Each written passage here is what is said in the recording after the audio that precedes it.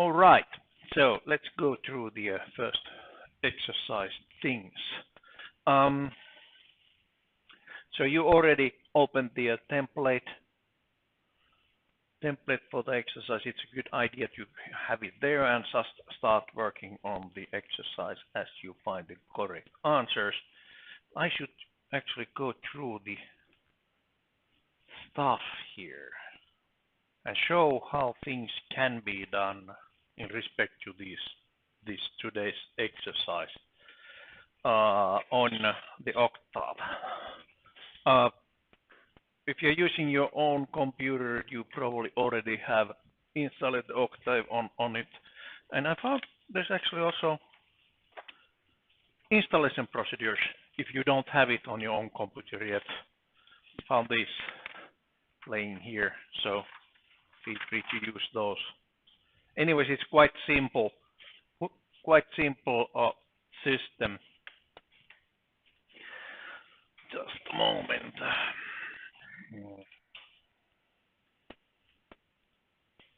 Simple system. The latest version, I think, is 4.2.1. There are several distributions of it. Please match the distribution with your own computer. There's in Windows, there's 32-bit and 64-bit version, and then there's also version for Linux computers, and well, there might be even other distributions available, but anyways, we'll be using 4.something. 4.2.0 is also fine. I haven't found really much of difference. They just make usually the usually just why it doesn't start. Yeah, now it starts. Yes. Okay, so they have just done some say corrections for the bugs. One thing what you should be taking care of is the graphics. Sometimes, depending on your own computer settings, all of the graphic packages don't work.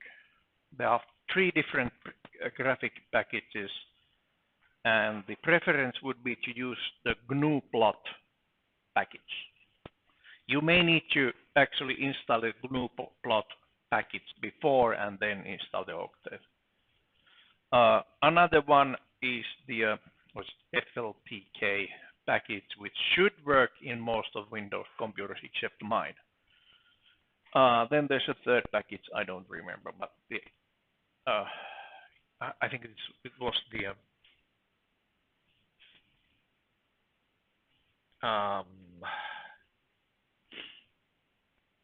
GPL driver or something like that. But anyways, 3 different graphics packages. And how to make sure that it works? Well, you put a simple command, plot something on the screen. If nothing happens, then you may need to restart the Octave and start fiddling with the graphic packages. But anyways, for example, what we could try is to plot 1 by 100 matrix of random numbers. So plot rand n. So it's normally distributed random numbers, and 1 row, 100 columns, or was it the other way around? Rows, columns, good, yeah. So this should actually plot you something. It will eventually come there. It takes about 20 seconds in this computer to actually to run any graphic commands for the first time. This is an old, 4 years old laptop. But eventually it will come there. At least it did, last week. So what it actually does at the same time, it also did some of the initialization of the graphics routines, but it seems to work just fine here. So hopefully you got also the plotting routines working. Okay, so today we actually had discussions about the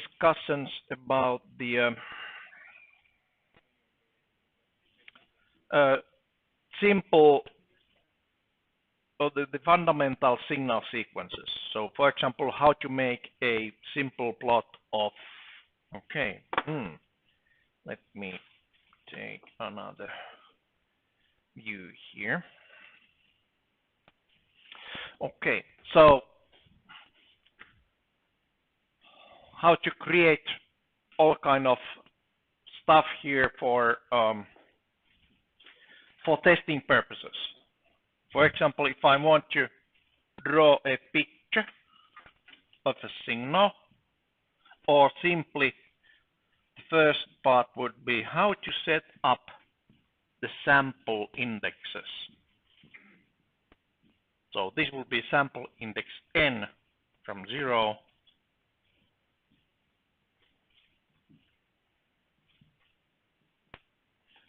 for example, this kind of data set as the sample indexes. So in one way of showing it, it will be a table of n where you have indexes -3, -2, -1, 0, 1, 2, 3, 4, 5. So that kind of table, or actually it could be also the other way around. But anyways, I'll show you. So several ways of doing. First of all, there are plenty of ways you can do these commands. What I'm showing, they might work, might not work, but find your own way.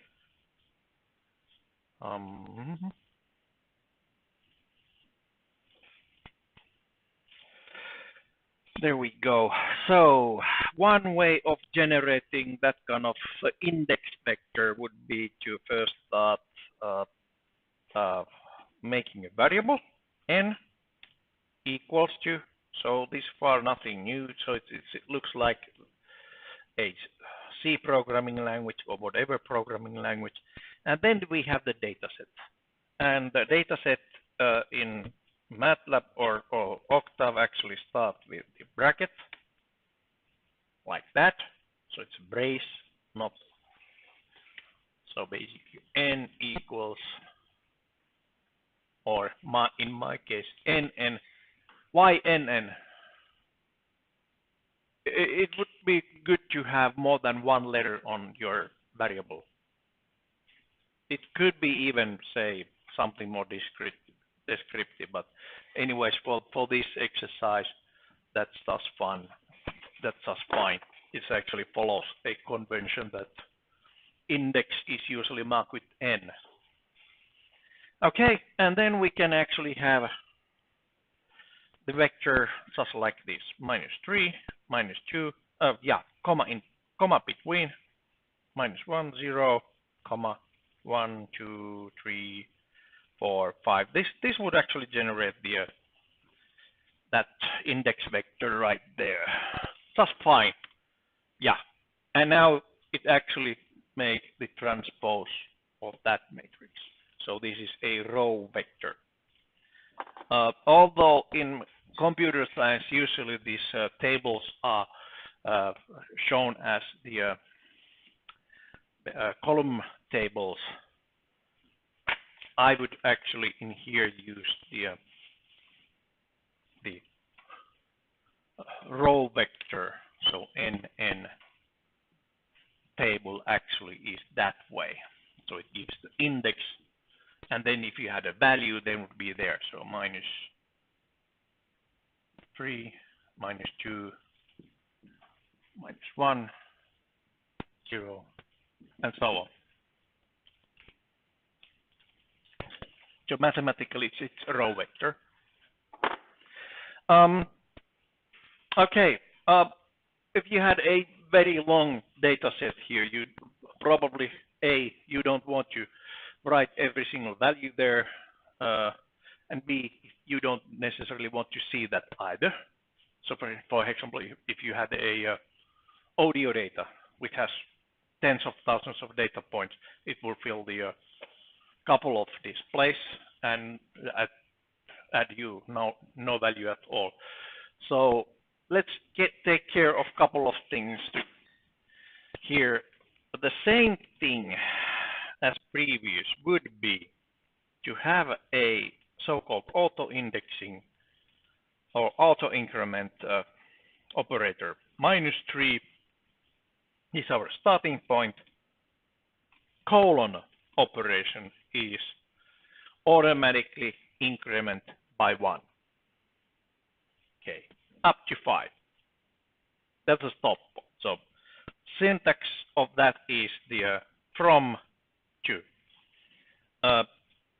Semicolon at the end means that suppress printing. It does the command but doesn't do any printout.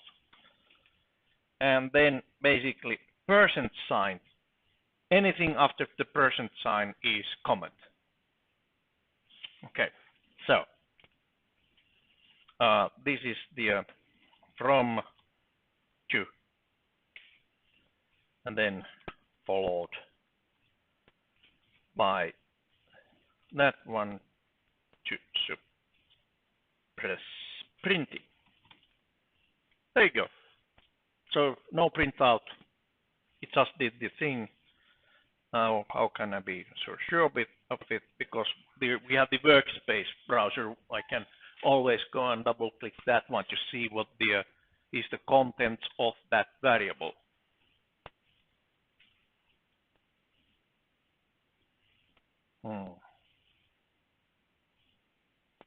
Display and then I see. Display. Actually, right click and display. Disp NN shows the values. In MATLAB, you can double click to see it. Okay. And there was also 2 other ones. Okay, disp NN, plot NN. Plot would be the line plot. Stem NN. Yeah, that would be the stemming the display. Stemming meaning using those funny shape things what I had earlier. So this is actually stem plot.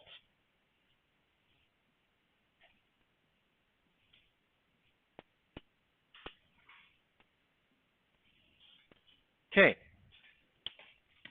Good. So sometimes we actually need auto increment by some other number than 1. One way is actually to do the calculus yourself and make first how many points you have there, and then divide it, and then do the scaling. Other way, actually, if we had, for example, a time vector, let's think of we have a audio signal, for example. Audio signal which length is 1 second and sampling rate 44.1 kilosamples per second. Let's see. Sampling times for 1 second long sound at sampling time of 44.1 kilohertz. Well, it's actually kilosamples per second. That would be something like this. You have TT. Start from 0. Then next parameter would be the sample time, 1 over 44.1 kilohertz to 1 second. Yeah. Starts from 0, ends, okay. Increment of whatever is in between there, or in between the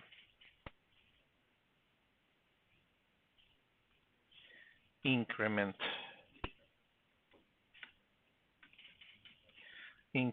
and then ends That's the syntax.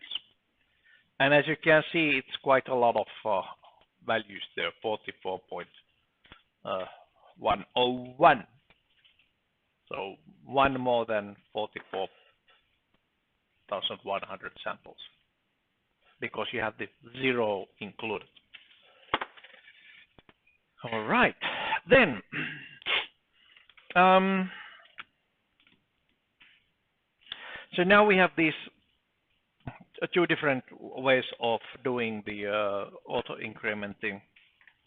We could also do this kind of sampling times, starting from the NN. Remember, the sampling theorem actually was so that if you sample a data, x of n equals the same as x of n times ts. So that's the sample time, and this is just the index. So if we want to sample, for example, on this, okay, not that one.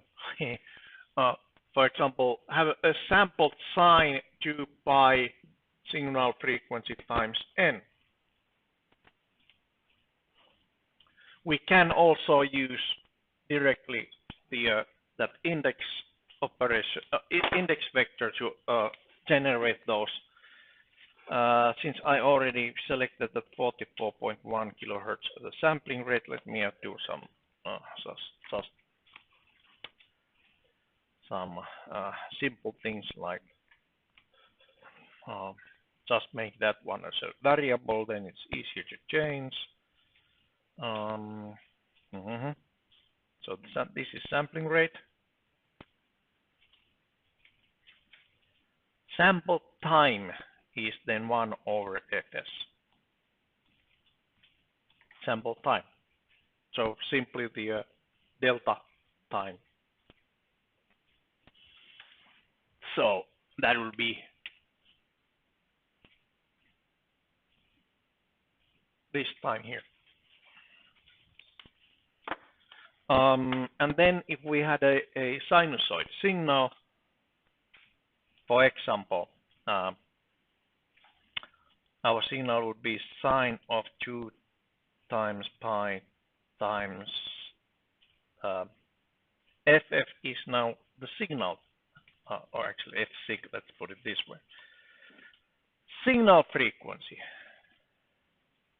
times, well, the sample times n times ts. This is how you sample a sinusoid. And on that one, let's put, for example, f sig at signal frequency. It cannot be higher than 22 kilohertz. For example, 10 kilohertz.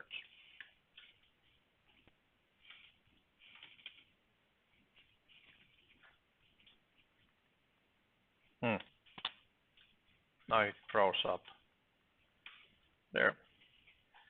So f sig, all right, that didn't do anything yet. That was a comment. 10,000. Wow, this is getting sluggish.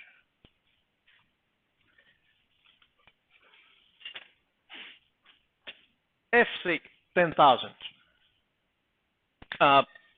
Then the sampled sinusoid with amplitude of something, let's put it here. So SS equals, for example, amplitude of 0.4 times sine of 2 times pi times physical frequency of sig times, I already calculated the n. That's great. Okay. That's the sampled sinusoid with the 0.4 amplitude. Like that. And what does it look like? Let's see.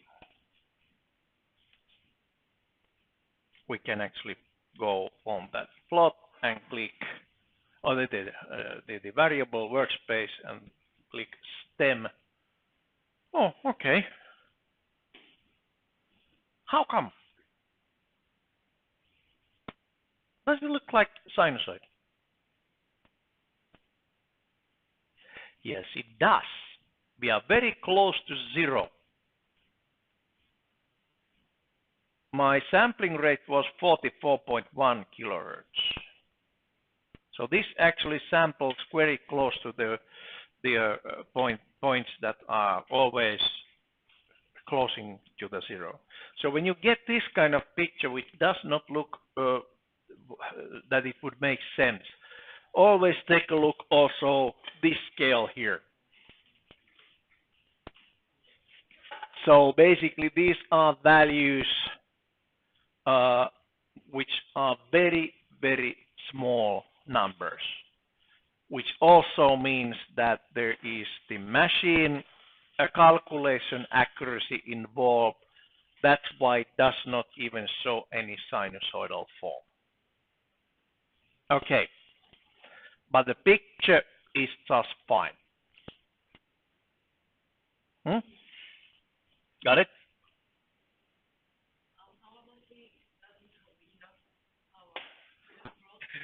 Oh, really? Oh, it's waiting. Okay. First time you call the plot, it might take actually quite a long time. Second time, it should work faster. Should. No guarantees, though. Okay. Let me plot something. Let's change the SFSig. For example, 1000 hertz. That would. Now we have lower signal rate compared to the sampling rate. I calculate this sampled signal again, and let's see.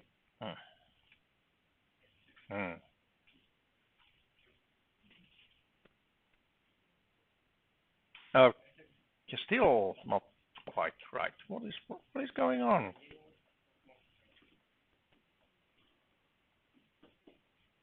What? Ah, sorry. There's something missing. Not just NN. TS was missing. Nobody said anything. Why? All right. So now, okay. That's how easy it is to make also mistakes. Okay. Looks like that. Now it's more or less looks like it should be. Except, okay, this picture does not have the indexes correctly. I just stem plotted the data without the index, but we know the indexes. It doesn't start from 0. It actually, this should be at -3. So then basically you stem NN, SS, meaning the SS as function of NN. There. Looks about the same, but the scale is much better. All the indexes are much better. There. Okay.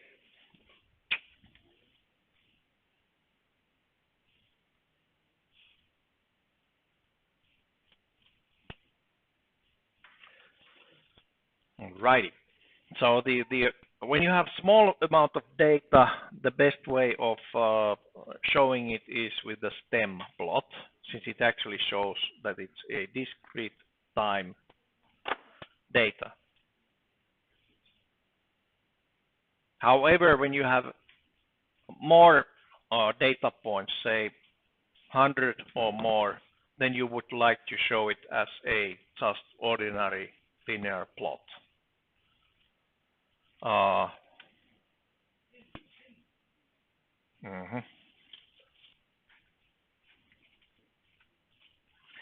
So, for example, like that, plot NNSS. Oh, what?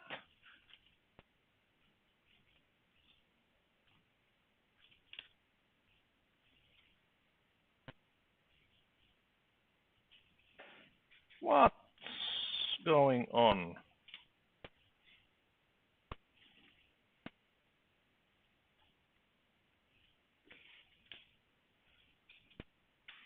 Unknown Windows.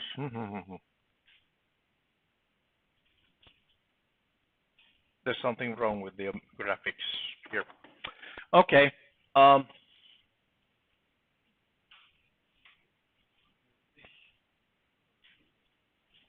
restart my Octave.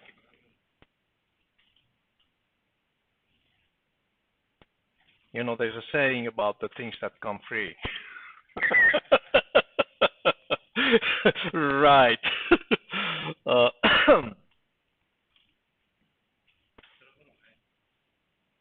Okay, NNFS was, and then TSO was, and FSIG was. The nice thing about the system, it actually remembers the commands what I did, since those are in command history. But I could just, go and double click those two. Let's see if it actually does anything good for this command. Oh, the next one. Oops, plots.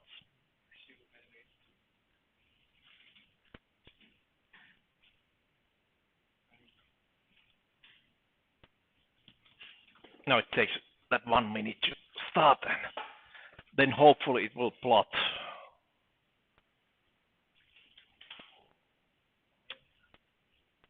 Does it work? Good.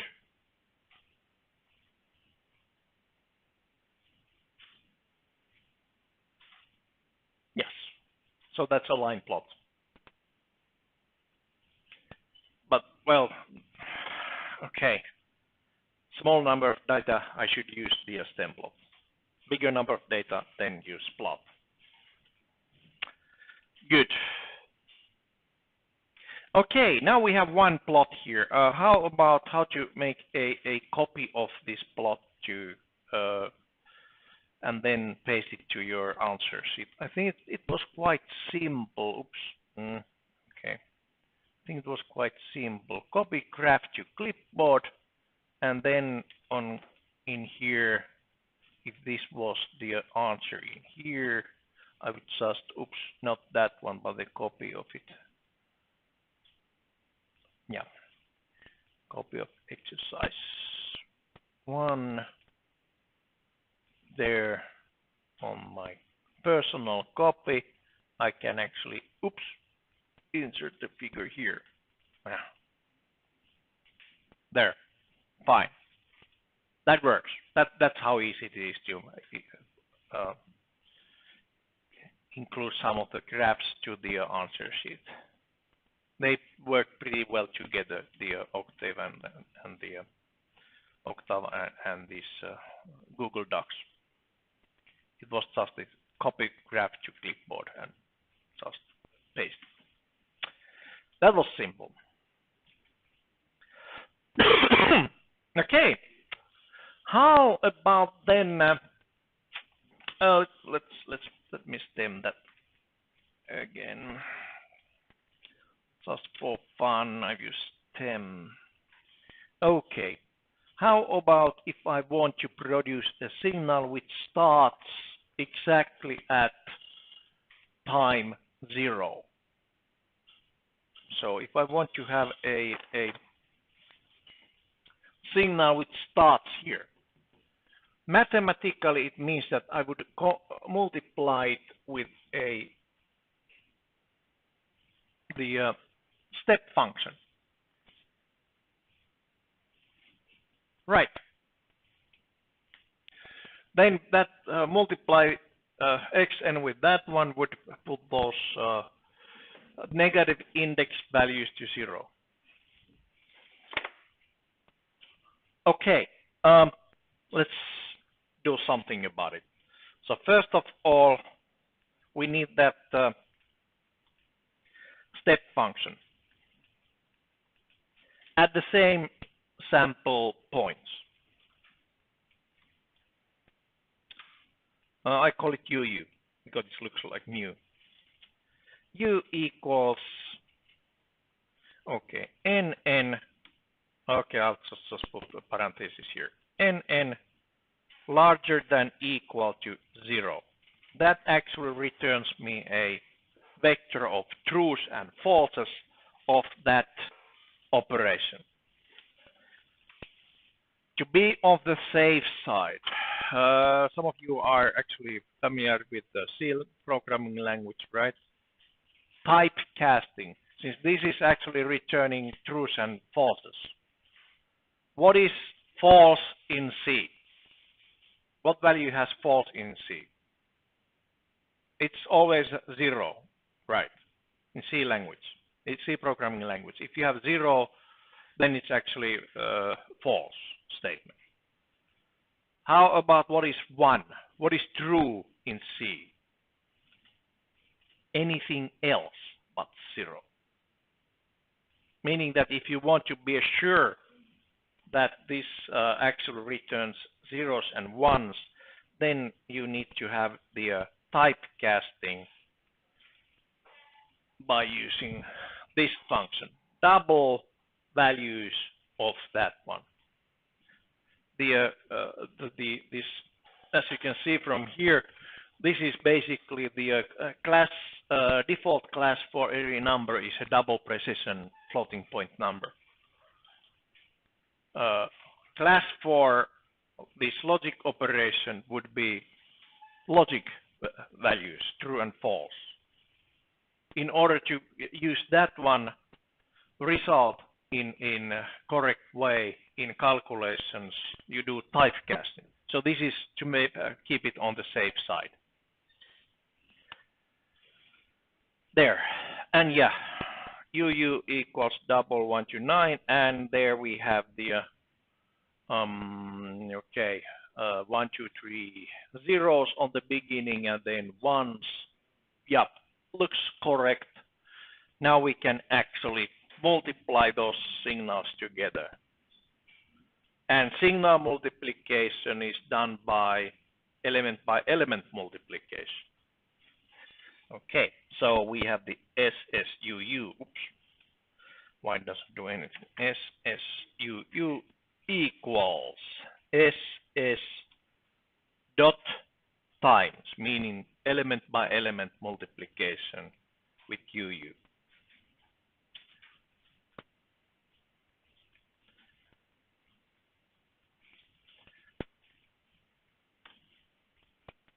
There. And we can stem NN SSUU. Yeehaw! Now we have a signal which starts exactly at the point 0. Why it's 0 there? Well, because my signal was 0 there. It's a sinusoid. Okay. So that's how you start a signal. Or actually, this is also the method to generate different kind of signal sequences. For example, you can, using this kind of method, make a 1/2 cycle of sine, or full cycle of sine, and with the zeros on both sides. Just a signal cycles, or just ramps going down, all kind of that kind of stuff. So basically, mathematically, this is same as the signal multiplication. Or we could also stop it. How about stop the signal at point? So this would be already 0. We take and multiply, or actually, let's see, there. Make a time shift, mu n minus 1, 2, 3, 4.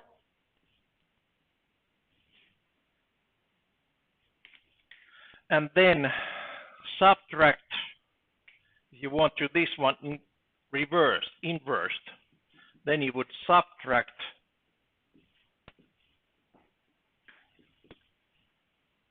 the time delayed signal from the not signal, time delayed step from the original step, and that will stop the signal.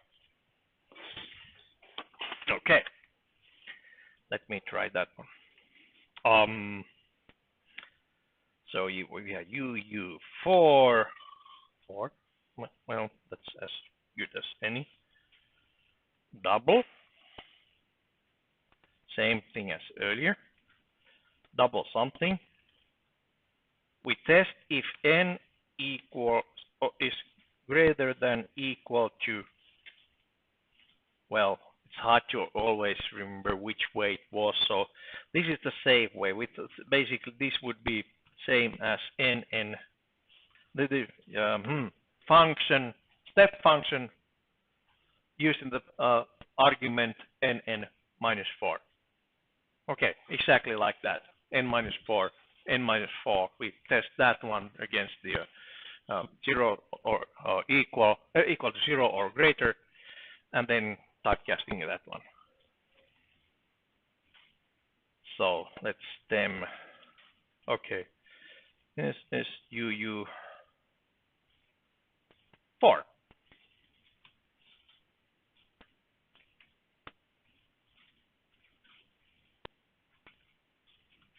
Okay, UU minus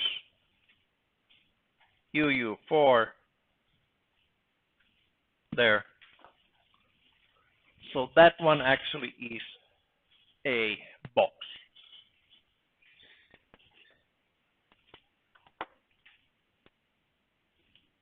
Stem that one.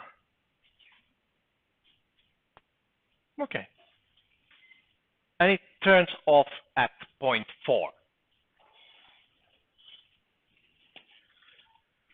Good.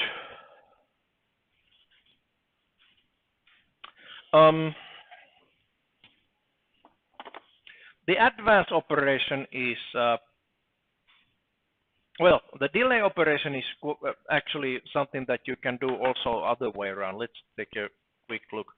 Actually, you can always convolute the signal with the, let's see, convolute, yes, convolute the signal with a just the delay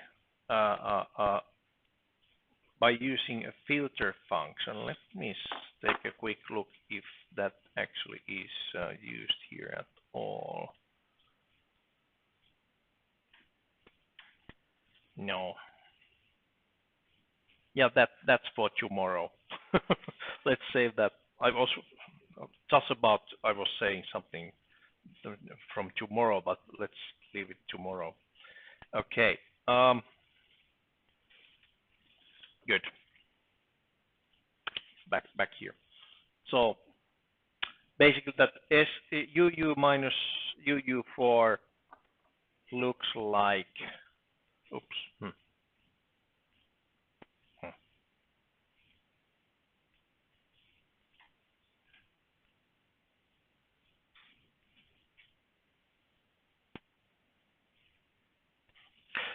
Looks like that. Nice. So it's, well, if you take a look at the exercise here, it's roughly like that. So you might actually get an idea how to start generating this kind of sequences. But anyways, that's how you make a kind of selection of signal values what you want to observe. Okay. Let's take then a little bit longer signal. I have that. Did I have TT yet? Okay. Longer samples. Let's make it audio. We have the 44.1 kilohertz sampling rate, which already says that, okay, this may be an audio signal. But how long that would be if you have only how many? 9 samples at 44.1 kilohertz. So our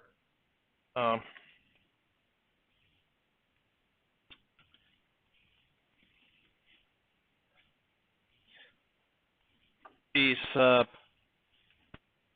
200 microseconds.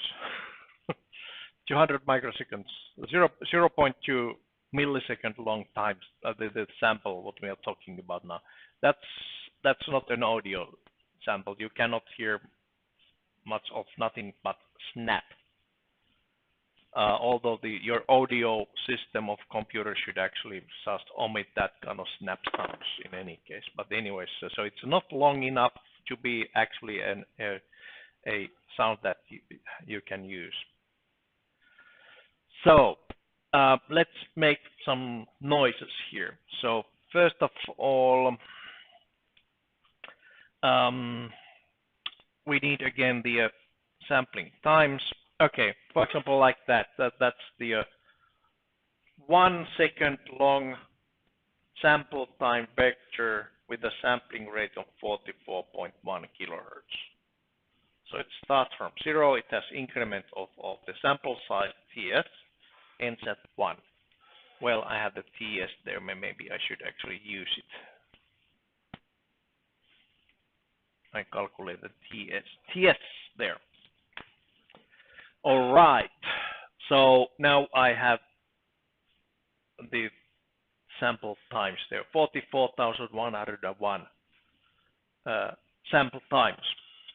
So not indexes, I'm dealing with the sample times, so on the time scale. All right, this is Japan, so there's a very good chance that some of you is playing an instrument. Nobody? Are you playing some instrument? Guitar? Okay. What is note A in hertz? Basic note A. 440 hertz. Yeah, 440 hertz. Yes. Is there anyone who plays oboe? Might disagree. Okay, this is just a something trivia. So if you have a classical orchestra and there is a oboe there, the oboe will be giving the A note because that's the hardest instrument ever to tune. So it can be anything plus minus 2 hertz. And plus minus 2 hertz means a lot in music. You know the interference effect. If you have one instrument playing at 440 hertz and another one 442 hertz, there's a 2 hertz kind of undulation on the sound. That doesn't sound good. Okay, so but anyways, for us 440 hertz is A note. Let's make A note here. Note A. Frequency is 440 hertz.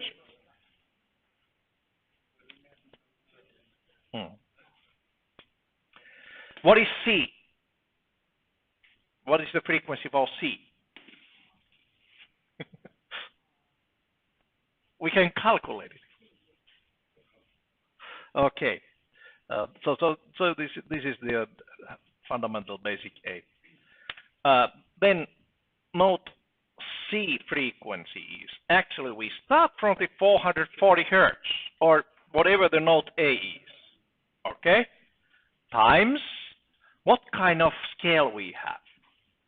How many half notes there are in octave? How many half notes? 12 half notes. Good. Which are actually set so that the next harmonic of note A is 880 hertz, which is double. And basically, it's a rational the scale, just like resistor series or capacitor series. E12 is actually or the series that you have 10 to power of that, but this octave is basically power of 2.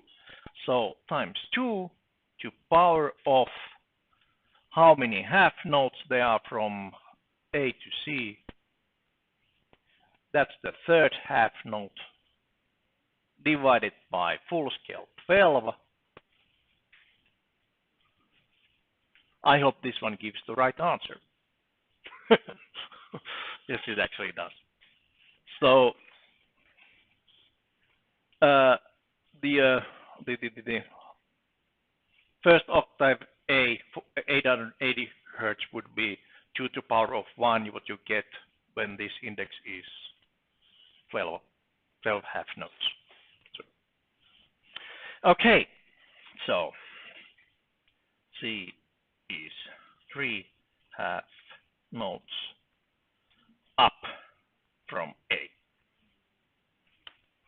All right, so note C is around 523.25 hertz. And so on. Now you know how to make different notes. Good. And or even make a chart. All right, so now we can sample this sine with okay, say flute or some other instrument are close to the very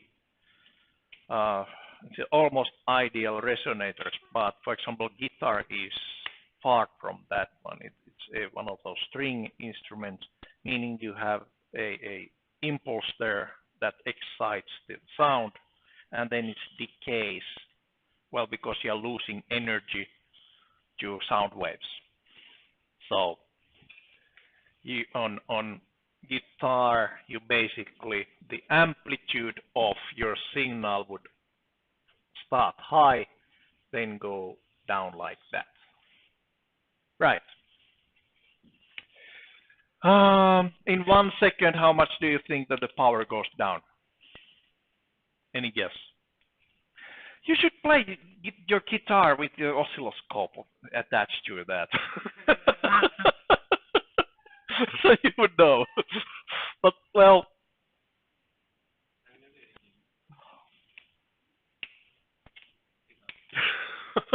okay, we can just guesstimate it. Just guesstimate. Okay, but anyways, we have the basic note, then we can use the sinusoid already. Let's make the sinusoid just for fun. SSC is sine 2 times pi times note C, and then we have the sampling times TT. Okay, that's just the basic the sampled sine.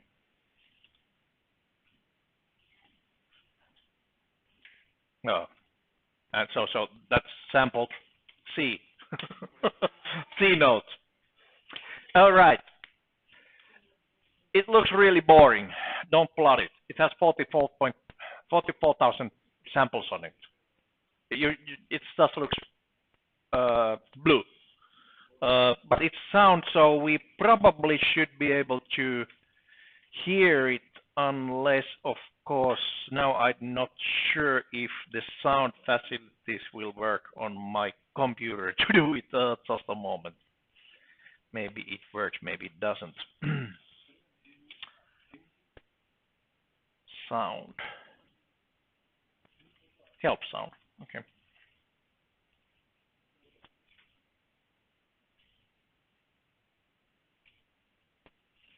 Okay, play audio data at sample rate fs. At least that's there, but sound y, not y, SSC fs. Hey, I heard it.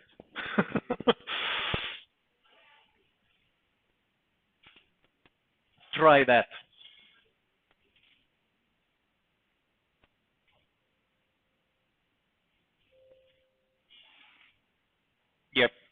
Works. Yoo-hoo! Note C. We are far from composing anything yet, but or okay. But anyways, we can now test the sounds on the system. So now we basically have just the sound, and we need this as an envelope. Okay. Say 1 to 10 amplitude. That would in 1 second, and exponential decay from 1 to that of amplitude of 1 to 10th. So amplitude, so it's 20 dB decay in 1 second. Meaning that what the exponential function would look like. How you compose an exponential number when you have in 1 second exponential decay. Well, it doesn't look exponential. Now it looks more exponential.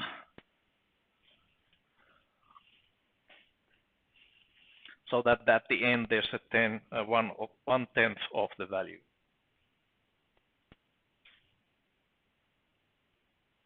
Hehe.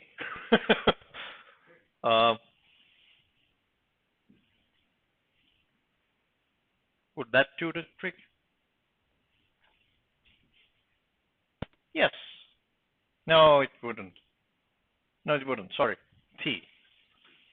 Right? -1. So 0, 10 to the power 0 is 1. 10 to the power -1 is 1 over 10. Okay. T. Yes. Yeah. 10 to minus T. Yeah, that makes more sense. So that's our envelope. So, for example, I call it decay equals to 10 to the power of. Again, now we need to 10 to the power of actually do the dot operations here. So 10 to the power of whatever is in our vector t sampling times. Sorry. That's the decay, exponential decay. There we are. So let me plot it just for fun. Plot TT decay. Yeah, it works. I have no idea how this sounds like, but we will see. So SSCD would be SSC, and again we multiply it by point with the decay. All right, now I have sinusoid with that decay envelope, and it sounds like SSCD FS. We need more decay, but otherwise it's quite okay. Right.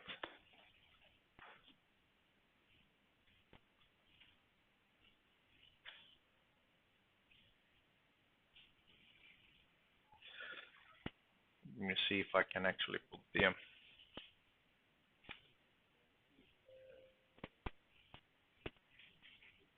playback devices.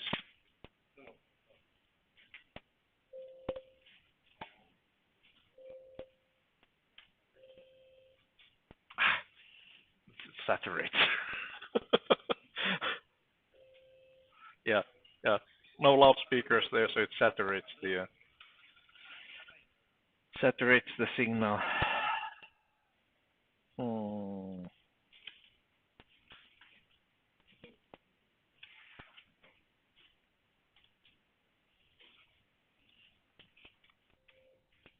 Okay.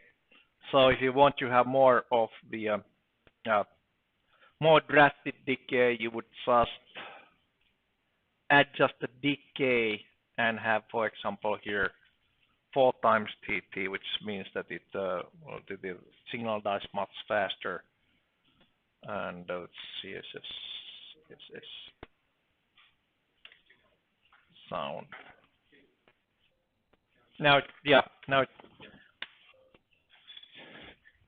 with faster decay, it actually dies out faster.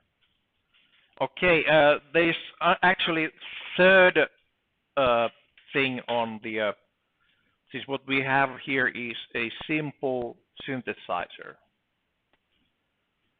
and one more term on those classical synthesizer like Moog. What you could add there is the adjust how fast it actually rises. That's called attack. So attack variable or parameter would give you this kind of behavior, which is also exponential, but it's 1 minus exponential, fast one, to adjust how fast the amplitude is changing. And then this is the decay term. And then you have the sinusoid, which it was on the Moog, it was just a linear oscillator, or the linear amplifier made oscillator. Okay. But anyways, those are the basic things what you, and the rest of the making music is up to you. Although, okay, there's one thing. This definitely, this sound what I generated does not sound quite natural yet. It's quite like these synthesizers of the 70s or the first games, computer games. They use that kind of the sound, since that's easy to parameterize, so you don't have to save all the information, all the whole recording. You don't need to have the whole recording if you have just the notes and parameters there. Okay, like those Pac-Mans. They have simple these few notes which were stored as a parameter there to provide the settings for the oscillators, and then they have this kind of attack and decay sequences, just commands. Okay, one thing that is always there on any instrument or any recording is always the noise. All right. So we have the signal, which looks, well, I could plot it actually. But anyways, which looks something, and then we have the noise part. All right, so how to add noise? Noise is just it's just random numbers, and the signal to noise ratio is defined as 10 times log 10 power of signal divided by power of noise. Good. Let's calculate the power of signal. Since now we have the clean sound sample, SSCD. What is the power? And now I don't mean absolute power. There's no person with absolute power, not even Trump. That was a political statement, I know. Okay. Sorry. Okay, so I'm talking about relative power, and now my units are arbitrary units in Octave program. I don't care about what is the absolute power level of this one. This is audio signal, and depending on your this key in heavy metal is played always, you turn the knob not to 10 but 11. And then on classical music, you keep it at the middle. And basically, if you want to some elevator music, it's turned to 1 or something like that. It's anyways, all the time, it's always the relative unit in any case. So we can actually just, as long as we use the same measures on signal and noise, we can actually just start from signal and say, okay, the variance of this one is actually our reference level. So I call it PSS, power of signal. Well, let's make it CD. And this is simply variance of SSCD. And this is single number 0.027143. Does it make sense? I'll show you. It does actually. When I take the first let's see. The standard deviation level is SSCD, or it's actually STD, or square root of that one, 0.164. And if I plot,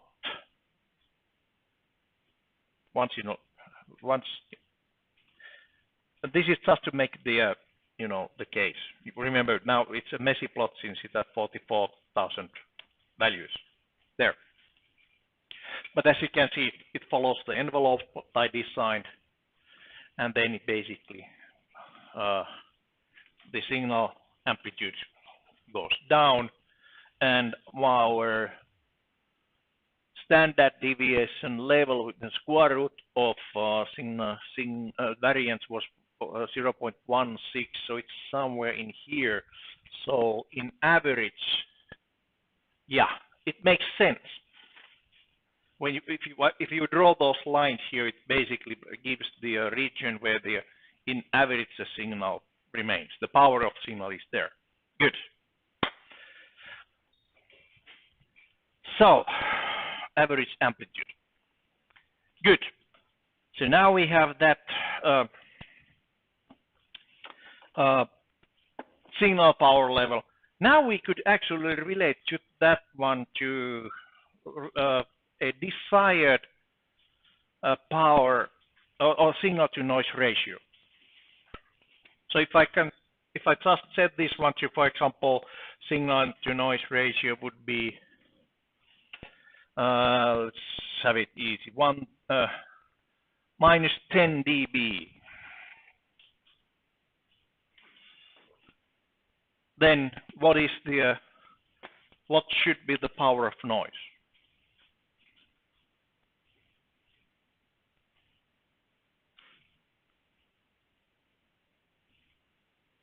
What should be the power of noise?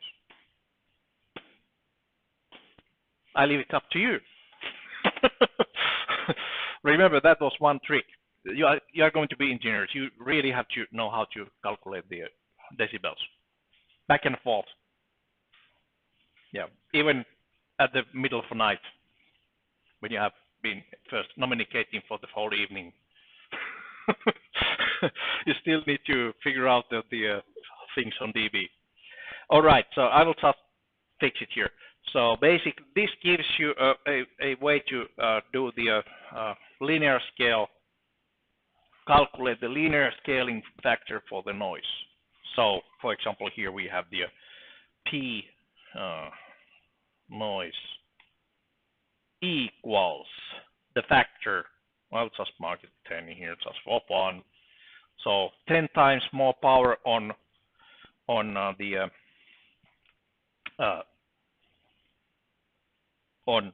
noise than in signal. Okay. There. So linear scale.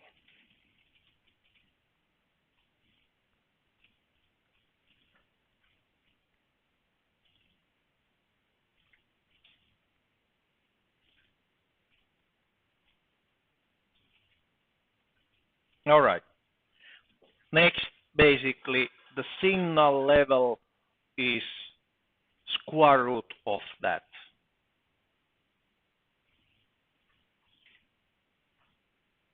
This is variance. So you need to actually calculate the standard deviation of your noise level. So STD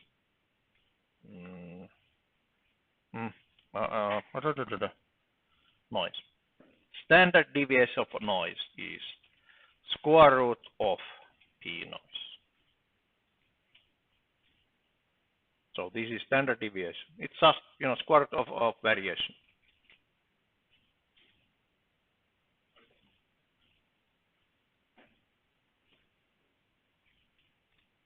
Yeah, nothing fancy. Okay, now we have a scaling factor that we can use to scale a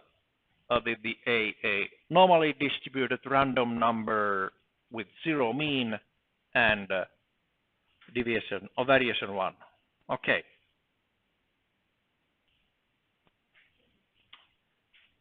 Noise equals the scaling factor times random numbers. So rand n gives you naturally distributed random numbers with zero mean and the variance of 1 or standard deviation 1. If you multiply with the desired standard the deviation, then you get exactly what you are up to. And there we have the size of SSCD. So we actually generate for every single value in our data, we generate some randomness. So it will be added actually on, say, random numbers will be added to each data point. Same distribution, but of course then the signal actually defines then the mean. Okay.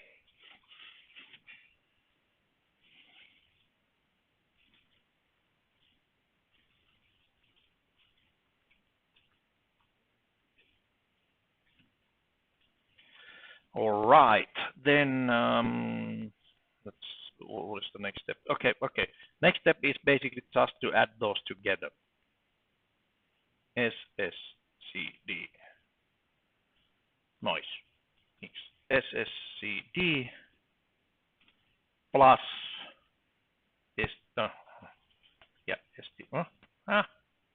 what was the earlier the noise? Just noise. Yeah. Noisy. Noise. There we go. That's how you add noise into your signal. Although now I added huge amount of noise there, so yeah, 10 times more power than it in. So actually, the signal would look like. I'll just plot it just for fun. I think that actually would be somewhat descriptive. Yeah. Okay. So that's what happened to the signal. But even now you can see that there is a chance that we can actually hear still the that C note because you can see it here. You can hear it unless, of course, well, we are saturating amplifier here. But let me see if I, oops, what happened?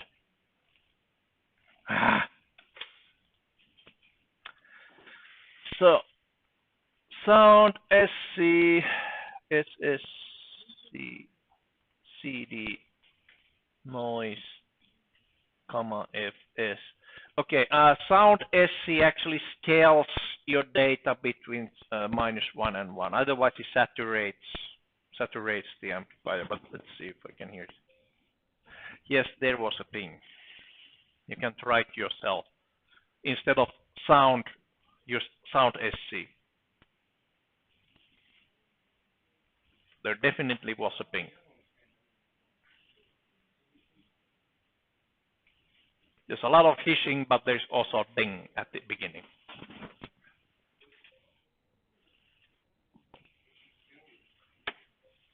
Yep, ping at the beginning. How come you can hear that ping in all of that noise? That's my question. And that actually, there's very simple explanation. Since how are you hearing things? The physics of your hearing element here. Let's see. So there's the hearing element on your ear actually have a kind of hairs or whatever those are that actually start oscillating with different sounds. So that's your personal spectrum analyzer. So your noise, that was the normally distributed white noise, meaning it's spectrally it's distributed all over the full spectrum. But your sound actually have the one single frequency where it oscillates, meaning that it tunes up one of those hearing hairs or whatever they are called, and gives a distinguishable signal. Okay. So yes, do you have a question? Do we have to do like a synthesis of the wind? Later, yes. Thursday. Good. Yeah. So yeah, later on this week we can be able to actually reduce the amount of noise. But meanwhile, let's start from the first exercise. There's only one thing left to show you for the first exercise, and that's how to actually save the audio file. I don't remember it anymore, so I need to, let's see, help Wavewrite. Was it Wavewrite? Oops, Wavewrite.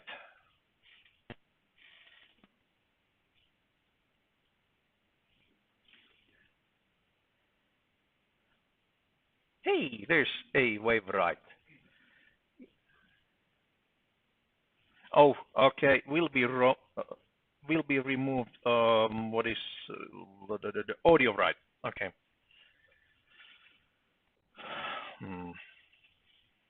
Help on AudioWrite.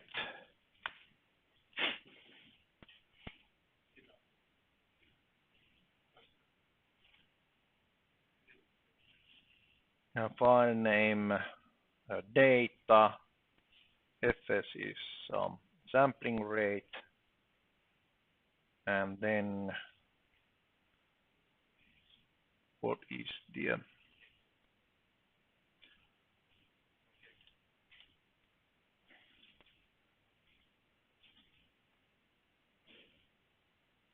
doesn't say anything about what kind of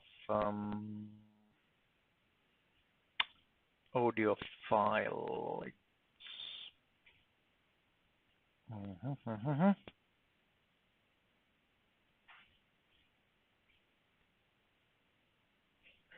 Oh, file extension. Okay.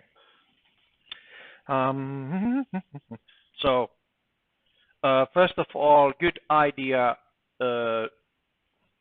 is to first rescale the data. Since this one was, let's see the plot.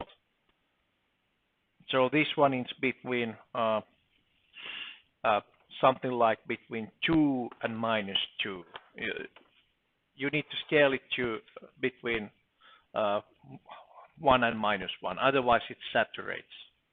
that's just the how these file formats has basically this function is then generating or scaling the values in between the resolution of the value of your resolution of your WAV file. Okay, WAV file usually is 16-bit resolution. Did it have actually any other quality? Oh, wait a minute. Values can be ranged from. Oh, that's quality. Bits per. Okay, bits per sample. Default is 16. Okay. Now we need to just check. Now we need to test if it's what it's doing.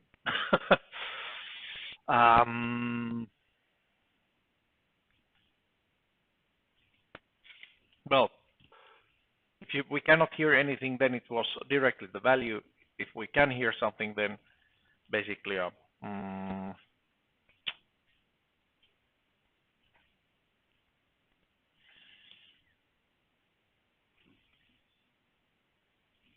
it doesn't say anything about how the data should be given there. Oh well.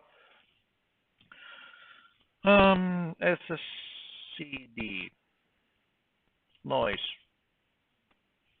final F SSCD noise divided by maximum absolute value of SSCD noise. Okay, this is the fast way of making sure that a bipolar signal is scaled between -1 and 1. Okay, and then we just use the audio bright. Was it? Yes, file name.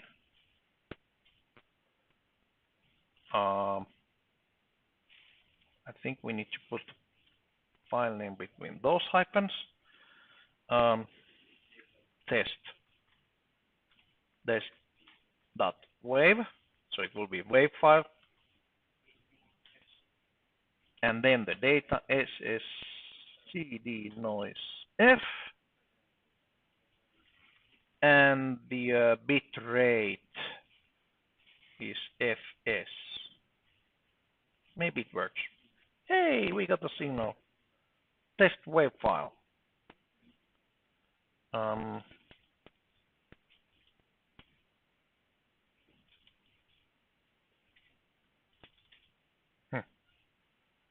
Doesn't open. Can't be open. Check log for unable. Why it's unable to open? Okay, this could be just my. Did you have any luck on opening it?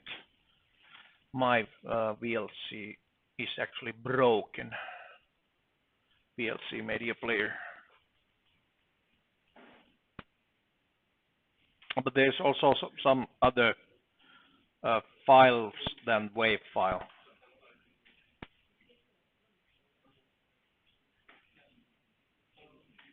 AU, for example.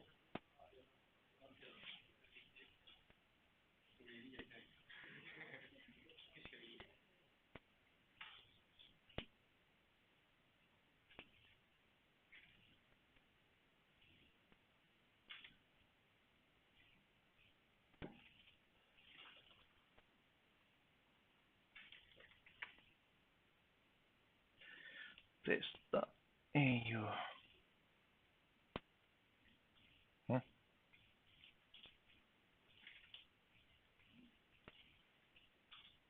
What? Let me change the working directory here.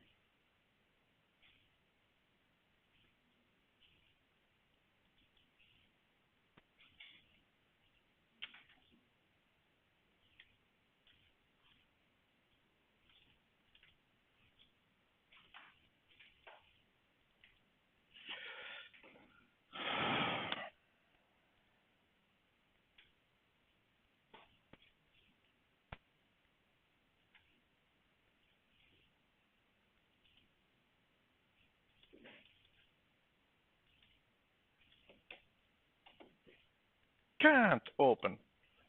You could open it. Did you change any parameters on that one? Yeah, FS, yes, it was there. I said, yeah, it's the same. As I said, my media player is broken. So let me play with map Windows media player. Yeah, it works. It works. Good.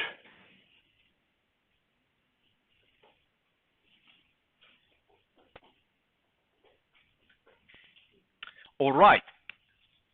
So, how to return a link to this file? Do not return a link to this file. Download it first into your Dropbox, for example, provide a link to that file. Since your file is on your C drive, you don't want me to check your C drive. Yep. So download that one somewhere that you can set a link into it. Yeah. Actually, for that link, you can use some other cloud service, not just the not just the obvious, but I usually use the drive there. There's my drive.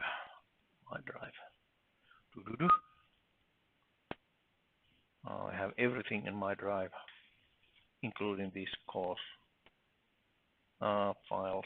300. Okay, for example, here I could just go and on that one. This is how easy it is to actually download a file to Google Drive.